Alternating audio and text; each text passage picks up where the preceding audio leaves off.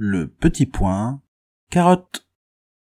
Salut tout le monde, voilà enfin la fameuse vidéo sur les producteurs, diffuseurs, distributeurs que j'arrête pas de vous annoncer. Oui, enfin, pas sûr que les gens l'attendent, c'est toi qui l'annonce depuis perpète, mais qui la sort pas. Désolé, on s'est un peu laissé déporter. Avec les actualités et surtout l'intermittence chez CNC et France Télé, mais c'est... Arrête un peu de faire des intros super longues. Allez hop hop hop, c'est parti, pas le temps de niaiser. Bon alors pourquoi je fais cette vidéo? Normalement je la gardais pour la série surprise qui va sûrement pas se faire, mais comme je parle souvent de producteurs, diffuseurs, distributeurs et investisseurs, et surtout que pas mal de critiques ne font pas la différence, je me dis que pour arrêter de faire des parenthèses, faut bien que je fasse ce point quelque part. Encore des critiques qui connaissent pas leur sujet. Alors oui et non, mais je dirais plus oui que non, même si le non a ses raisons et que le oui n'est pas forcément vrai. Quoi? En fait, ça c'est normal parce que les films qui font le plus d'entrées et qui sont le plus médiatisés, c'est surtout des films états-uniens, et souvent les studios de production et de diffusion-distribution sont les mêmes. En plus, les plus gros diffuseurs-distributeurs touchant souvent plus de droits d'auteur ont tendance à racheter les studios de production. Un peu comme Universal qui a racheté Illumination MacGuff, du coup beaucoup de personnes disent directement Universal pour parler d'Illumination MacGuff. C'est comme pour les films Pixar, Disney est juste distributeur, mais pour les films Disney est distributeur et producteur. Et pour entretenir le trouble, il y a en plus dans les distributeurs-diffuseurs des producteurs, mais là on parle du métier de producteur et pas de producteur au sens studio de production. Par exemple, le groupe Canal ne fait que distribuer et diffuser les œuvres, l'entreprise ne fabrique pas et n'est pas porteur de projet, même si dedans il y a des producteurs, mais ce n'est pas une structure de production. Un peu comme une entreprise qui a un comptable dans sa structure, ce n'est pas pour autant que c'est un cabinet de comptable, mais ça fait que l'erreur peut être compréhensible. Quand c'est une erreur, car si on parle du producteur du distributeur, ce n'est pas forcément une erreur. Et dans les studios états-uniens, c'est souvent lui qui est mis en avant. Sans parler du gros financeur qui, s'il a un nom connu, prend des fois le titre de producteur, mais ça se fait plus souvent chez les états-uniens. Voilà, on n'a pas encore commencé que c'est déjà le foutoir. Mais c'est beaucoup plus rare en France car on a le CNC, du coup entre le CNC et les distributeurs ou diffuseurs, il y a moins souvent de très gros financeurs, ils sont donc moins importants et prennent alors rarement le titre de producteur. Cette intro est super longue et je suis pas sûr que ça a aidé à éclaircir la confusion. Mais pour être sûr qu'à la fin tout soit bien compris, il y aura un quiz. Mais du coup, c'est quoi un financeur? C'est quelqu'un qui finance. Voilà, ça c'est un chapitre rondement mené. Oui, mais il ne faut surtout pas confondre avec un actionnaire. Ce qui, ma foi, arrive assez souvent. Oui, car le financeur et l'actionnaire sont tous deux des investisseurs. En fait, l'actionnaire investit dans l'entreprise en général qu'une seule fois et profite tout le long des bénéfices de l'entreprise, et depuis pas mal d'années, ça leur confère aussi un statut plus ou moins de patron. Ce qui peut être problématique car ces personnes ne connaissent pas le travail mais peuvent imposer des obligations, et comme c'est la bourse, l'entreprise n'a pas son mot à dire sur les personnes qui achètent des parts. Statut de patron car si un gros actionnaire se retire de l'entreprise, le portefeuille de cette dernière descend, ce qui fait peur aux autres actionnaires qui peuvent eux aussi partir et donc la couler même si elle se porte bien. En fait, c'est un peu comme un livret d'épargne à la banque. Tu y mets de l'argent pour que ça te rapporte, mais t'es pas censé y toucher, ou rarement. Pendant que l'argent est dans le livret, c'est la banque qui en fait ce qu'elle veut. Mais si un jour tu décides de le vider, c'est possible, et c'est donc bien ton argent. En plus, tout comme un livret d'épargne, ça permet d'avoir quand même certains avantages. Par exemple, Elon Musk a pu racheter Twitter car les banques ont accepté son prêt vu que sa fortune c'est des actions. Un peu comme si vous allez à la banque pour un prêt et que vous avez un livret A plein. Ça va motiver la banque à vous prêter. Donc attention aux personnes qui vous disent que ce n'est pas leur argent, elles se foutent de votre gueule. J'en profite parce que je peux souvent voir des magazines ou des critiques ciné qui parlent de comment se portent des entreprises du cinéma par rapport aux actions en bourse. Faut faire attention car tout le système boursier est basé sur le capitalisme néolibéral. Le pourcentage des actions est fait par rapport à la spéculation mais aussi à la croissance infinie. Ce qui veut dire que quand on dit que la croissance est mauvaise, ça ne veut pas forcément dire que l'entreprise est en train de couler. Même si ça peut amener à ça vu que les actionnaires ont tendance à fuir dans ces cas-là. Mais par exemple, le GG ouvre une entreprise et se met en bourse. La première année, il fabrique 100 pièces et les vend. La seconde année, il en fabrique 200 et les vend. On dit alors que sa croissance est à 100%. GG continue dans la même lancée, fabrique 300 pièces et les vend. Il a triplé son chiffre par rapport à la première année, mais il est estimé que sa croissance est à 75%. Pour continuer à être à 100%, il aurait dû faire 400 pièces. Comme sa croissance n'est plus à 100%, des actionnaires, même s'ils touchent beaucoup, vont partir pour trouver un meilleur pigeon. Les premiers qui partent font baisser le cours de l'action, du coup les autres fuient. Au final, l'entreprise coule alors que tout se passait bien. Évidemment, là j'ai pris un exemple simple avec un GG qui est tout seul. Parce que sinon, faut prendre en compte le fait d'embaucher pour fabriquer plus, investir dans le matériel et d'autres petits trucs qui pèsent dans la balance, et sans prendre en compte le peu de lois qui régissent la bourse, mais qui ne sont pas forcément appliquées. Parce que dans la réalité, il y a le fait de possiblement s'arrêter à 200 pièces car ça nous convient, rapport travail et gain. Sauf que là, la croissance passe à 0. Et si on se dit d'en faire moins parce que finalement 150 c'est largement suffisant, la croissance passe dans le négatif. Donc autant dire que les spéculateurs vont vite se barrer, même si au final tout le monde gagne bien. Pour les garder, il faudrait faire soit 150 pièces au prix de 400, soit que GG négocie avec les entreprises où il achète les matériaux pour que ce soit beaucoup moins cher. Ce qui fait qu'il peut vendre 150 pièces mais avec une marge bénéficiaire équivalente à 400. Mais du coup les matériaux seront de moins bonne qualité et les pièces de GG seront donc moins bien aussi. Ce qui plaira sûrement pas aux personnes qui achètent le produit, mais ça on s'en fout parce que les vrais clients c'est les actionnaires. Et si l'entreprise commence à couler à cause de ça, ils s'en foutent parce qu'ils peuvent se barrer ailleurs. Et si on regarde Google, quand ça a commencé, la part était à 7$. Vers les années 2010, la part était à 7000. En gros, les gens qui ont investi au départ se sont fait plein de thunes. Mais si à cette période Google s'était dit, bah en fait là je suis bien, je vais pas racheter blogueur, YouTube, etc., plein d'actionnaires seraient partis à cause de la stagnation, la spéculation et surtout l'envie d'avoir toujours plus. Mais en fait ça va, t'as mis 7$ et t'en as récolté 7000 sans rien foutre. Et là je parle même pas des dividendes, alors c'est bon, te plains pas. Le financeur, lui, va financer. Avec de telles définitions, c'est sûr qu'on avait besoin de cette vidéo. Le producteur lui va produire, le diffuseur va diffuser. Allez hop, c'est fini, ciao! Le financeur, lui, va investir dans le projet, pas dans l'entreprise, mais dans le projet. Il ne touchera de l'argent que par rapport aux bénéfices du projet sur lequel il a investi. Imaginons, Batman crée Pathetic Studio et se met en bourse pour investir dans le matériel. S'intéresse Flaquette qui achète des parts et devient donc actionnaire. Ensuite, le studio veut faire la série Les Corbeaux, mais a besoin d'argent pour embaucher des personnes. Batman va alors aller voir Tatouille et son gros larfeuille. Bah j'ai pas tant de fric que ça non plus. Il lui présente le projet et elle décide d'y mettre du pognon. La série sort et Tatouille va toucher de l'argent par rapport aux bénéfices de cette saison, comme ça marche bien, contrairement à la réalité. Pathetic Studio se lance pour une saison 2, mais Tatouille ne finance pas car... Non, les deux c'est toujours plus nul. Et la saison 2 fonctionne quand même très bien. Du coup, Tatouille ne touche rien sur les bénéfices de cette saison. Par contre, Flaquette, lui, bien qu'il n'ait investi ni dans la saison 1 ni dans la saison 2, touchera quand même des dividendes sur les deux saisons et tout autre projet qui se fera avec Pathetic Studio, sans pour autant investir à chaque fois. Il existe aussi le financement par package, c'est-à-dire que le producteur propose un lot allant en général entre 5 et 20 films à financer. Pour le producteur, les avantages sont d'avoir des financements directement pour plusieurs films d'un coup et donc de pouvoir avoir une vision sur du plus long terme. Mais aussi d'avoir des financements pour des films qui pourraient être moins attractifs car pas à la mode ou un peu risqués. Pour le financeur, les avantages c'est que dans ce package, il y a plusieurs films où il est sûr d'avoir un retour sur investissement et si les autres font un flop, ce n'est pas si grave. Et si un film dont personne ne croit fonctionne très bien, un peu comme Sixième Sens, c'est tout bonus.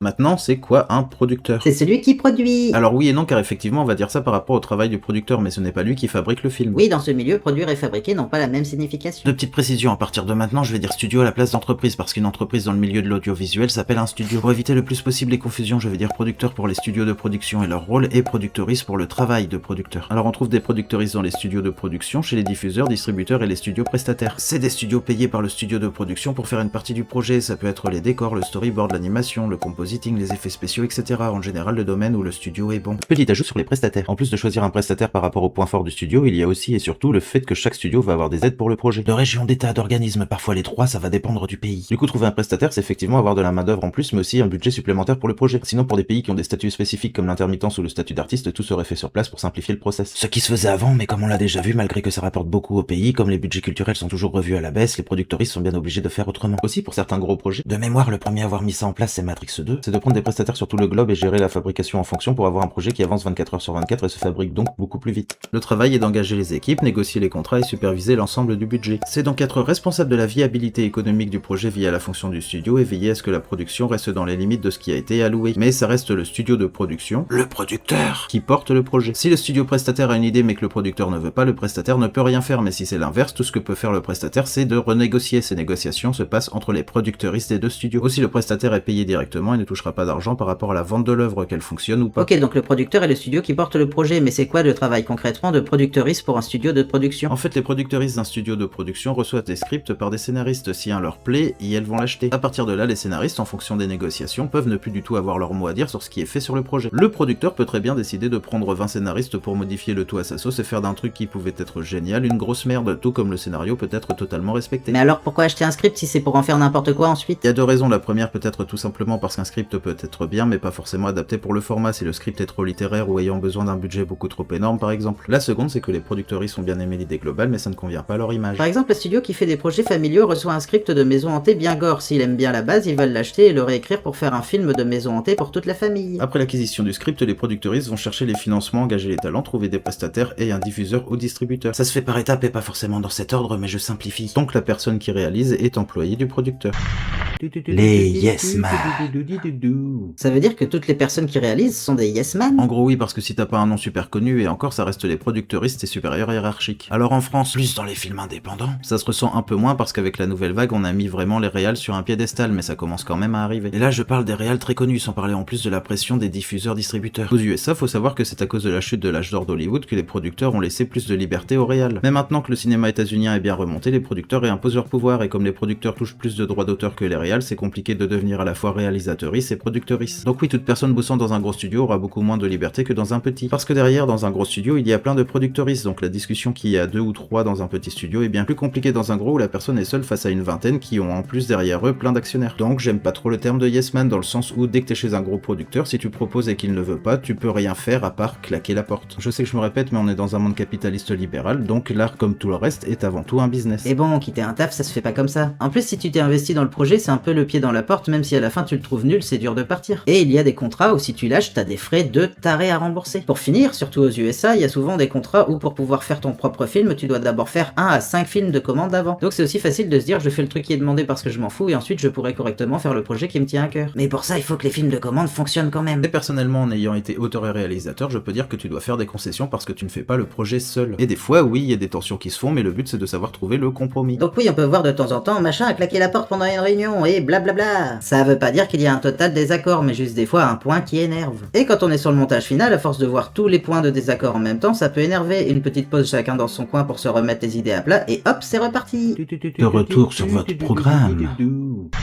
Le producteur va donc définir le cadre du projet, notamment la cible qui lui convient et pas forcément la cible d'origine, ce qui peut grandement modifier le projet et aussi, par rapport au budget alloué, les contraintes de possibilité. Donc on pourrait se dire, Oui, mais pour un auteur-réalisateur, si le producteur lui convient pas, il signe pas. quand t'es pas hyper célèbre, t'en trouves pas en claquant des doigts. Et même si tu l'es, Clint Eastwood a galéré à chacun de ses films. Parce que pour un producteur, accepter un projet, c'est l'acheter et trouver des financements pour le faire. Donc faut que le producteur soit dans une bonne période et que ce projet, vu qu'on est dans un monde d'économie libérale, soit sûr de fonctionner. Et comme il y a de moins en moins de budget accordé à la culture, le risque d'un projet qui ne fonctionne pas est de plus en plus dangereux parce que pour un producteur, petit ou moyen, le risque c'est de couler son entreprise. C'est pour ça qu'on a de moins en moins de diversité et des projets de plus en plus pauvres parce que les risques sont de plus en plus dangereux. Alors que justement investir dans la culture fait l'originalité et c'est ce qui fait que ça rapporte beaucoup à la France. Le cadre du projet va se faire en fonction des financements. En France, on va avoir les financeurs privés, le CNC, l'aide à la région et le diffuseur ou distributeur. Déjà là, ça va cadrer le projet. Par exemple, si l'un des financeurs ou distributeurs dit pour un film de stop motion qu'il veut que les marionnettes soient faites en imprimante 3D pour investir moins, si le producteur ne veut pas parce que ça fait virer la moitié de son équipe, qu'en plus il est obligé de trouver d'autres personnes qui savent modeler pour l'imprimante et d'investir dans l'imprimante, ce qui fait qu'au final ce n'est pas plus rentable, il perd le financement même si l'idée est merdique. Là, c'est un exemple technique pour illustrer, mais des fois, si le producteur veut bien faire le script d'origine tel qu'il était, en fonction des investisseurs, distributeurs, diffuseurs, tout peut changer. Une fois les investissements trouvés, c'est là que les producteuristes vont chercher tous les talents. Et en fonction du budget et de la date de diffusion, tu peux prendre des personnes très talentueuses, mais s'il y a peu de temps, elles ne peuvent pas faire de miracle. Et oui, les quotas sont super importants. Tu prends quelqu'un qui fait de l'animation et vient de Pixar, qui avait des quotas pour les plans faciles de 1 seconde semaine et pour les plans compliqués de 1 seconde par mois, et tu mets cette personne sur un projet à 7 secondes par jour, cette personne fait de la merde. Plus qu'une personne d'estimée moins talentueuse qui a l'habitude de ses quotas. Batman pourrait vous en parler. Et tout ça vient mettre un cadre plus ou moins contraignant à la personne qui réalise. Là, le but des producteuristes, c'est de tenter de garder le projet dans ses limites, en plus de prévoir les retours possibles du diffuseur-distributeur. Je précise ces derniers, mais j'en parlerai plus après, les financeurs privés sont souvent plus investis dans la continuité de la fabrication de l'œuvre. Et j'ai bien dit tenter, parce que des fois c'est pas toujours gagné de faire comprendre les possibilités économiques au réel par rapport à ses attentes et ses envies. Cette phrase n'est pas négative, c'est juste que quand t'as pas encore de budget, ton projet tu l'imagines avec aucune contrainte et ensuite c'est hyper dur de revenir en arrière. Je vais prendre un exemple, moi. Moi, t'es vraiment un boomer quand même. Quand je monte un projet, depuis le temps et le fait que je me renseigne souvent au niveau des prods, je sais plus ou moins quelle marge de budget pourrait avoir le projet, donc je le pense dans ces eaux-là. S'il y a un truc qui va demander beaucoup de travail, j'essaie de penser directement sur quoi je pourrais économiser sans que ça casse le projet. Sauf que pour le vendre, il faut faire rêver et donc faire sauter les contraintes dans le dossier de présentation. Mais du coup, il faut habituer à un truc qui est hyper poussé, même si tu gardes toujours en tête de revenir sur l'objectif précédent, c'est hyper compliqué de le supprimer parce que t'as de l'affect pour ce que pourrait être le projet. Et je parle même pas des diffuseurs-distributeurs qui vont valider ce dossier mais ne donneront pas assez de budget pour et qui ensuite reprocheront de ne pas être allés assez loin. Et donc faut aussi imaginer des autoristes qui partent directement sur un projet méga poussé sans avoir pensé aux contraintes en amont. En gros, le producteur, c'est celui qui trouve la moula, gère les équipes et flique les réals. Alors fliquer pas vraiment, tout dépend du pouvoir décisionnaire entre les réals et la prod. Mais leur but est de réussir de finir le projet dans l'axe donné plutôt que d'avoir un projet qui ne se finit pas à cause d'un budget impossible. C'est pour ça que les producteuristes ont souvent le mauvais rôle. On peut aussi reprocher pour un projet ambitieux que les producteuristes n'ont pas trouvé assez de budget, mais ça tombe pas non plus du ciel. Vu qu'on estime que c'est de leur faute si l'œuvre n'est pas totalement aboutie, sauf qu'au moins elle est sortie. Mais alors quand il y a des scènes coupées par rapport à la version des réals, pourquoi la prod fait ça? Ça c'est pour la cible et c'est pas forcément toujours une mauvaise idée. Par exemple dans le film Apocalypse Now que j'adore, je déteste la version réalisateur mais je la comprends complètement. Dans la version cinéma, cutée par la production, il n'y a pas le passage hyper long du personnage principal qui se retrouve à manger chez les Français qui sont restés après l'Indochine. Ce passage est hyper intéressant, ça parle un peu de l'histoire du Vietnam et il place une vision colonialiste que les États-Unis n'ont pas eu vu qu'ils n'ont jamais réussi à coloniser le pays. En soi, je comprends totalement l'importance pour Coppola de ce passage, encore plus quand on voit le cinéma états-unien qui ne parle jamais du Vietnam quand ils font un film dessus, juste de la guerre. Mais dans la continuité du film, c'est méga chiant. En fait, cette partie pourrait totalement être un court-métrage à elle seule, voire même un long-métrage si on fait une intro et une conclusion, parce que là, dans le film, ça vient comme un poil de cul sur la soupe. Je trouve donc que la version producteur en tant qu'œuvre à la fois de divertissement et de réflexion à visée populaire est plus intéressante à regarder que la version réalisateur, mais c'est juste mon avis. Attention, là je défends les producteuristes parce que c'est souvent dessus qu'on tape, mais comme partout, il y en a des biens et il y en a qui pensent qu'à la thune et en ont rien à faire de l'œuvre. Pour ces personnes, ça serait des machines à laver, des bombes nucléaires ou du fumier, ça serait exactement la même chose. Donc le producteur, c'est au moins un studio qui fabrique une partie de l'œuvre. Alors pas forcément, surtout dans les grosses structures et très souvent dans les projets à licence et d'adaptation. Il y a des producteurs qui ne font qu'acheter des droits et des scripts pour ensuite trouver l'argent et embaucher des studios de prestations pour fabriquer tout le film. Il y en a aussi qui ne font qu'acheter les droits d'œuvre qui fonctionnent et attendent que quelqu'un ait envie de l'adapter. Ils revendent alors leurs droits avec une commission et souvent un pourcentage sur les droits d'auteur. Technique de spéculation que je trouve dégueulasse car ces personnes ne font strictement rien. En plus ça fait perdre du budget pour l'adaptation de l'œuvre et des droits d'auteur aux personnes qui y travaillent. Et il y a plein d'adaptations qui à cause de ça ne verront jamais le jour car si le rachat est trop cher, ça restera juste au placard. Ou même ça peut être une structure qui a déjà plein de droits et qui va ensuite vouloir faire des œuvres en fonction de ce qu'ils ont. Par exemple, Marvel Studios avant 2021 ne fabriquait strictement rien. À part peut-être les scénarios, mais ça c'est toujours galère de savoir si t'as pas été sur le projet. Donc Kevin Feige en 2008 a sorti son idée de faire le Marvel Cinematic Universe. Son idée c'était de faire tous les films des super-héros principaux et de les réunir plusieurs fois pour à la fin faire une grosse bagarre avec Thanos. Comme je l'ai précisé avant, je ne sais pas s'ils ont fait les scénarios ou pas, il existe des entreprises qui ne font qu'embaucher des scénaristes. À partir de là, Marvel Studios a juste prévu les dates de sortie et les grandes lignes, mais on fait fabriquer tous leurs projets. Rien n'a été fabriqué par Marvel, juste dirigé. Et c'est ce genre de cas qui peut facilement mélanger les pinceaux. Ou les souris.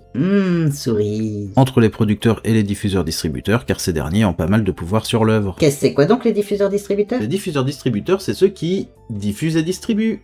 Bah, tu dis rien? Non, c'est bon, on a déjà fait cette blague 3 fois dans la vidéo. Les diffuseurs, c'est ceux qui ont soit leur salle de cinéma, leur chaîne télé ou leur site de streaming, ou les trois. Et les distributeurs, c'est ceux qui ont un carnet d'adresses. Un peu comme un éditeur dans les jeux vidéo ou une maison d'édition dans les livres. C'est-à-dire qu'ils n'ont pas de structure de diffusion, mais en connaissent. À partir de maintenant, je vais dire que distributeur, car pour la suite, les deux ont le même rôle dans la fabrication d'œuvres, et que c'est chiant de dire distributeur-diffuseur à chaque fois. Le rôle du distributeur, c'est de gérer la diffusion, mais aussi le marketing. C'est pour ça qu'il est souvent difficile de connaître le budget total d'une œuvre, car la production et le marketing ne sont pas gérés par les mêmes structures. Et là, je vais devoir parler que par rapport à mon expérience. Oui, parce que Batman pourrait vous montrer des contrats, bosser dans le cinéma, la série, les jeux vidéo, des fois ça a l'air plus secret que la CIA. Alors niveau budget, le distributeur investit beaucoup dans le projet. En France, c'est souvent l'investisseur privé principal, voire même des fois le seul, car pour le reste du budget, il y a le CNC et les aides à la région. En même temps, c'est l'entreprise qui va toucher le plus, parce qu'elle va récupérer tout l'argent avant de le redistribuer aux ayants droit. Mais, pour ce que je peux connaître, Pour les personnes qui me suivent depuis longtemps, vous savez que je préfère travailler pour les moyens et petits studios, car on y laisse plus de place à la créativité. Mais pour les gros studios, c'est peut-être différent. les distributeurs font ce qu'on pourrait appeler des promesses d'achat. C'est-à-dire qu'ils regardent le projet que le producteur leur présente et disent « Ok, on met tel budget », mais ce budget n'arrivera qu'une fois l'œuvre terminée. Donc c'est à la production d'avancer l'argent, si elle ne l'a pas, elle va faire un prêt, certes facile à avoir avec le contrat, mais qui dit prêt dit intérêt. Et les intérêts à rembourser à la banque, c'est de l'argent non investi dans l'œuvre. Et là vous voyez la douille arriver, le fait de ne payer qu'à la fin donne un pouvoir énorme au distributeur. Là on parle pas d'un meuble, mais d'un projet qui demande beaucoup d'argent. Et encore un meuble sur mesure, il y a un acompte à mettre. Du coup les distributeurs ont pris l'habitude de regarder l'œuvre juste au dernier moment, du genre « Oui mais je connais pas comment ça fonctionne, hein. J'ai pas le temps, j'ai pas d'autres excuses et je m'en fous, donc je vais donner mon avis que quand c'est terminé, et si t'es pas content, je vais pas payer, et toc !» Mais c'est ton taf putain, fais un effort, prendre en amont des choses, ça évite les galères de tout rechanger à la dernière minute, c'est beaucoup plus humain et économique. Moi je m'en fous, tu dois deviner ce que je pense. On dirait que cette situation a déjà été vécue, dites donc. Pour l'instant, j'ai pas connu un seul projet avec un distributeur qui venait pour les discussions avant le projet terminé ou quasi terminé. Mais bon, j'ai pas non plus eu toutes les infos sur les projets sur lesquels j'ai bossé. Et franchement, des fois c'est nimp. J'ai bossé sur un projet qui parle de la vieillesse. La cible c'était adultes et personnes âgées pouvant toucher un peu les jeunes adultes. Forcément avec ce genre de sujet, ça parle de la mort et le personnage principal qui est vieux n'a pas la même vision de la mort que nous. Dans le début du film, il y avait un plan avec un cadavre qui choque, pas choquant, mais qui choque. Ce plan est mieux compris dans les séquences suivantes, mais pas celles qui viennent juste après. Pendant la fabrication, les financeurs et producteurs ont amoindri ce plan sans pour autant retirer ce qu'il exprimait. Le film se fait, se termine et à la toute fin, le distributeur refuse le plan parce que c'est un film d'animation, faut pas choquer. Hein. Bon, dans le reste du film, le personnage principal parle avec un cadavre, mais ça arrive plus doucement, et si on retire cette partie, le tout devient un court-métrage. Du coup, le cadavre dans ce plan spécifique qui amenait quand même une interrogation et une réflexion par rapport à la perception de la mort d'une personne de cette époque, Ce qui n'est pas rien car c'est quand même un des sujets du film réalisé par une personne de cet âge-là. a été remplacé par une barque. Au final, le plan ne raconte plus rien, c'est très con, mais un plan c'est réfléchi et ça doit raconter quelque chose. Du moins dans un projet narratif, dans l'expérimental, c'est pas forcément vrai, et encore faire ressentir des émotions, c'est raconter quelque chose. Du coup, je suis bien obligé de parler de la Tribune à Cannes. Bolloré est le principal actionnaire du groupe Canal, donc numéro 1 de la diffusion et distribution sur tout le continent européen, et donc avec le pouvoir décisionnaire qui vient avec. Groupe qui s'est mis et reste sur place notamment grâce à de gros partenariats publics-privés, donc le groupe est beaucoup aidé par les financements de l'État. Combien? Ça, par contre, difficile à dire, il y a toujours pas eu de commission là-dessus. Est-ce que ça rapporte à l'État? Difficile à dire vu que Bolloré est un pro des holdings. Mais du coup, si un projet ne lui plaît pas, il peut, et l'a déjà fait, refuser la diffusion. Et ça, même si le groupe en est obligé parce que les amendes qu'il reçoit, c'est que dalle. Pour lui. Et quand il les reçoit. parce que pour la dernière amende qu'il devait recevoir, il a dit que s'il l'a payé, il ne financerait pas le cinéma français en 2025, alors qu'il avait déjà reçu l'argent de l'État pour le faire. Qu'a fait le gouvernement? Il a demandé le remboursement suite à ces menaces? Il a annulé les contrats d'exclusivité qui fait que le groupe Canal est premier? Non, il a annulé l'amende. Et Canal n'a quand même pas investi dans le cinéma français pour le reste de l'année. Et là, Bolloré a fait l'acquisition de 34% du capital du GC, troisième plus grand réseau de salles de cinéma en France, dont la diffusion de beaucoup d'œuvres indépendantes, et espère en prendre le contrôle total d'ici 2028. Ce qui fait qu'il aura le droit de vie ou de mort de toute œuvre commerciale ou indépendante en France. Mais que ça soit Bolloré qui est d'extrême droite ou n'importe qui d'autre, ça reste un truc de merde. Car c'est une personne qui choisit ce que les gens ont le droit de voir, c'est de la propagande de système privé. Comme j'ai déjà dit dans la vidéo sur le CNC, même actuellement on n'est pas au courant de toute la production faite en France, mais que les gros trucs que les diffuseurs et distributeurs pensent qu'ils vont plaire dans le meilleur des cas, ou que les trucs qui leur plaisent à eux dans le pire des cas. Après c'est normal qu'une société investisse dans un truc qui lui plaît, mais s'il y a qu'une seule personne qui domine tout le marché, ça va être difficile d'avoir une variété de projets. Et d'ailleurs Canal+ a décidé de boycotter tout projet incluant des signataires de cette tribune, prouvant que ces personnes ont donc raison, même si on s'en doutait par rapport à ce que Bolloré a déjà fait dans l'édition. Par rapport à la tribune Zapon Bolloré, j'aurais pas signé car quel que soit le bord politique qu'une seule personne dirige tout, c'est de la merde. Et le fait d'être axé sur Bolloré, même si je comprends car il se dit lui-même d'extrême droite avec un projet civilisationnel et qu'il achète petit à petit tous les moyens de diffusion et distribution et qu'on peut voir ce que ça a donné avec ce qu'il a fait dans l'édition, ça casse un peu le global. Mais faut parler de l'extrême droite quand même. Elle arrête pas de se plaindre, la cancel culture, on peut plus rien dire, on est censuré, blablabla. Sauf qu'en fait pour l'instant c'est leur chaîne qui a refusé de diffuser 2 films alors que normalement ils en avaient l'obligation. C'est eux qui ont une chaîne juste d'opinion qui en plus ne respecte pas la pluralité parce qu'ils invitent 70% de personnes d'extrême droite, mais quand c'est fait remarquer à l'Arcom, elle laisse passer. Et face à la commission sur l'audiovisuel qui, en plus d'être hyper complaisante avec le privé, enfin Bolloré, est bourré de biais et donc soit d'erreurs, soit de mensonges. Et en réponse à ça qu'a fait France Télé, pour ne pas froisser l'extrême droite, France Télé a embauché une pseudo-journaliste d'extrême droite qui a failli perdre sa carte de presse car elle mentait et divulguait de fausses informations trop régulièrement et volontairement. Alors que quand des personnes de gauche disent que c'est trop à droite, là ils vont pas embaucher Ruffin, Usul ou Guillaume Maurice pour établir la balance. D'ailleurs rappelons-le qu'un humoriste n'a fait qu'un passage avant de se faire virer juste parce qu'il est arabe et qu'il a une barbe. Si c'est pas raciste, alors pourquoi on invite toujours des blancs avec des barbes? Et puis malgré que l'extrême droite a voulu faire supprimer le CNC, comment le CNC réagit? Eh bien quand une youtubeuse de gauche dit que dans un jury elle ne voterait pas pour des projets d'extrême droite, elle se fait virer de son poste, alors que justement un jury c'est là pour contrebalancer. Mais quand Canal+ décide de censurer 600 personnes qui ont signé la tribune Zapon Bolloré, là le CNC répond juste regretter ce qu'il se passe. Si on voulait vraiment une contrebalance, il serait très possible de dire que dans ce cas le CNC ne financera plus de production qui se fait avec le groupe Canal. Si d'un côté t'es autoritaire et que de l'autre t'es juste penaud, on voit bien que ça penche quand même. Et pour la ministre de la Culture pareil, il est totalement possible de dire qu'une telle censure est illégale. Oui, faire des blacklists, listes noires, c'est illégal. Et donc dès lors casser les contrats publics-privés de Canal et arrêter de leur donner de l'argent public. C'est possible de remettre ça dans France Télé. Si ça fonctionne pour Canal, ça fonctionnera avec une autre chaîne. Et même si tu veux rester de droite, tu proposes des contrats à TF1, c'est sûr qu'ils vont se jeter dessus. Tout ça pour dire que ça m'énerve de voir l'État baisser son froc à chaque fois que l'extrême droite se plaint. Cette même extrême droite qui n'arrête pas de dire que les autres sont des fragiles, alors qu'ils font du ouin-ouin sans cesse. Mais dès qu'ils le font, on leur donne tout sur un plateau, de vrais gosses pourris gâtés. Et pour toutes les personnes qui osent encore dire on n'a jamais essayé, je vais pas vous faire l'affront de vous rappeler les années 30 et la Seconde Guerre mondiale. Juste vous dire que depuis le second mandat de Macron et encore plus depuis la dissolution, tout ce qui se fait au gouvernement se fait avec le RN. Donc si t'es pas content de ce que fait Macron, dis-toi que le RN c'est la même. Tu me crois pas? Ça te prend 2 secondes de voir les votes sur le site de l'Assemblée nationale. Genre tout le tapage qu'on a pu voir contre le Mercosur. Et hop, je vais sur ma petite estrade, hop, je dis que c'est pas bien, nos pauvres petits agriculteurs. Oulala, c'est Merkel qui fait des trucs, nous on est contre. Bah va voir les votes. Ils ont tous voté pour. Ah non, pas la France Insoumise. C'est bizarre, pourtant eux on ne les a pas vus sur tous les médias se pavaner devant nos agris. Pourtant c'est les seuls qui ont voté contre. Donc écoute pas les discours, regarde les votes et tu verras si on a jamais essayé. Macron et le RN c'est les mêmes, sauf que Macron veut rester dans l'état de droit. Et encore, ah oui c'est vrai, il y a 2 votes où le RN et les macronistes n'ont pas été d'accord. Au niveau de l'Union Européenne, Bardella s'est abstenu pour la garantie du droit de vote pour les personnes handicapées, mais a voté contre sur tout le reste du texte. Et le RN est le seul parti à avoir voté contre une taxe à 0,1% sur les bénéfices des entreprises pharmaceutiques pour aider à la recherche sur les enfants atteints du cancer. Car les enfants ne sont pas considérés comme assez rentables pour les grands groupes pharmaceutiques. Les cancers, maladies rares et orphelines de l'enfant touchent bien moins de patients que les pathologies de l'adulte, qui rendent les investissements privés moins attractifs. Et du coup le RN préfère laisser crever des gosses que de toucher au capital. Et après tu arrives vraiment à croire qu'ils sont proches du peuple, proches de toi. Et quand Marine Le Pen va dîner avec Bernard Arnault, tu crois qu'il parle des petits travailleurs autrement que comment les presser encore plus? Parce qu'elle y va pas pour ses beaux yeux, elle y va pour son soutien médiatique et financier. Alors si, le RN en a déjà essayé, mais en restant plus ou moins en état de droit. Ça fait 2 ans et demi qu'ils sont au pouvoir car l'état macroniste ne peut rien faire sans leur aval. La différence s'ils étaient au pouvoir, c'est qu'il n'y aurait plus du tout de liberté des médias, plus d'égalité pour les personnes handicapées et tous les autres, et ils laisseraient crever tes gamins juste pour 0,1% de taxes. Et ce pouvoir final prête beaucoup à la confusion. Par exemple, Illumination MacGuff sont les porteurs de projets et donc les producteurs. C'est chez eux que sont trouvées les idées, écrits les scripts et fabriqués les films. Universal, même si c'est aussi un studio de production pour d'autres œuvres, dans ce cas n'est que distributeur, mais comme c'est une très grosse structure, ils ont beaucoup d'exigences en plus d'avoir fait des contrats avec une obligation de faire un nombre minimum de films tant qu'Universal le souhaite. En fait, surtout aux États-Unis, les distributeurs, tout comme les producteurs, peuvent faire un contrat sur plusieurs films. C'est-à-dire qu'une personne propose un film et la structure accepte de le financer à condition de faire des suites si elle le souhaite. Ça varie entre 5 et 10. C'est-à-dire que si le premier fonctionne, elle peut demander un 2, puis un 3, puis un 4, etc. Si la personne refuse, elle doit leur payer des indemnités qui peuvent aller jusqu'au remboursement total de ce qu'elle a gagné en faisant les films précédents, plus un pourcentage. Par contre, si la structure ne veut pas faire de suite mais que la personne le souhaite, sa seule possibilité est de racheter les droits pour le faire avec quelqu'un d'autre. Ce qui donne l'impression que c'est Universal les producteurs, alors qu'en fait non. Mais ils s'immiscent maintenant beaucoup plus dans la fabrication et ont une mini-équipe aux USA pour faire la promo que ça a été fait là-bas pour vendre sur leur territoire, même si ça n'est même pas 1%. Et j'avoue, comme ça fait un moment que je n'ai plus de contact avec des personnes qui bossent là-bas, je ne sais pas comment ça se passe maintenant. maintenant. Exemple avec le film Super Mario Galaxy, je pense que potentiellement négocier les droits a dû se faire via Universal car ça a plus de poids, mais c'est qu'une hypothèse. Parce qu'avec la fabrication de Moi Moche et Méchant 1, ils ont coulé Illumination MacGuff avec leurs exigences pour les racheter. Et là, faut venir sur les techniques courantes de comment et pourquoi les distributeurs coulent régulièrement des studios. Hop, ça c'est pour le prochain petit point carotte, là il y a déjà pas mal d'infos à digérer. Ok alors... Place au quiz. Attention, plusieurs réponses sont possibles. Pixar, c'est un producteur, un distributeur, un diffuseur, un artiste qui ne fait que des illustrations en pixel art. Disney, c'est un producteur, un distributeur, un diffuseur, un bonhomme qui a trop de narines. Canal+, c'est un producteur, un distributeur, un diffuseur, un cours d'eau artificiel plus gros que la norme. France Télé, c'est un producteur, un distributeur, un diffuseur, un homme moche qui s'appelle France. Illumination MacGuff, c'est un producteur, un distributeur, un diffuseur, une entreprise qui fournit les décos de Noël. Universal, c'est un producteur, un distributeur, un diffuseur, une galaxie pas très propre. ILM, c'est un producteur, un distributeur, un prestataire, un aéronef impatient motorisé. Warner Bros, c'est un producteur, un distributeur, un diffuseur, une brosse à chiottes au nom d'un célèbre Richard avec une faute. Et maintenant, les réponses. C'est 1 point par bonne réponse et moins 1 point par mauvaise réponse. Pixar, c'est un producteur. La distribution se fait via Disney. 1 point. Disney, c'est un producteur, un distributeur et un diffuseur avec Disney+. 3 points. Canal+, c'est un diffuseur. Et oui, c'est juste la chaîne. Le distributeur, c'est Studio Canal. Même si les deux font partie du même groupe, ce n'est pas les mêmes.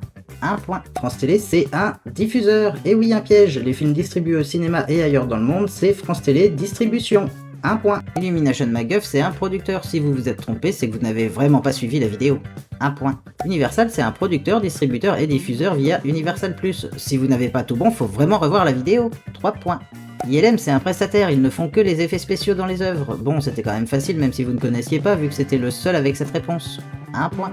Warner Bros, c'est un producteur, distributeur et diffuseur via Warner Télé. Et ouais, nous aussi on savait pas que ça existait. 3 points. Ce qui fait un total de 14 points si vous avez tout bon. N'hésitez pas à mettre en commentaire votre résultat. Si la moyenne est au-dessus de 5, c'est que la vidéo a été assez claire. Au-dessous, c'est que c'est un peu confus. Et si c'est négatif, c'est que c'est trop le bordel cette vidéo. Ou que tout le monde est juste venu voir les réponses directement suite au short. Pourquoi les gens qui aiment le piment mangent-ils aux toilettes? Parce qu'ils aiment manger épicé. Hey. Bon, j'avais prévu un truc pour cet été, mais j'avais pas prévu que cette vidéo serait si longue et demanderait une seconde partie. Du coup, je sais pas encore si la seconde vidéo sortira en juillet ou si je vais faire les vidéos un peu plus légères comme j'avais prévu, et dans ce cas, cette seconde partie sortira en septembre. Ça sera la surprise.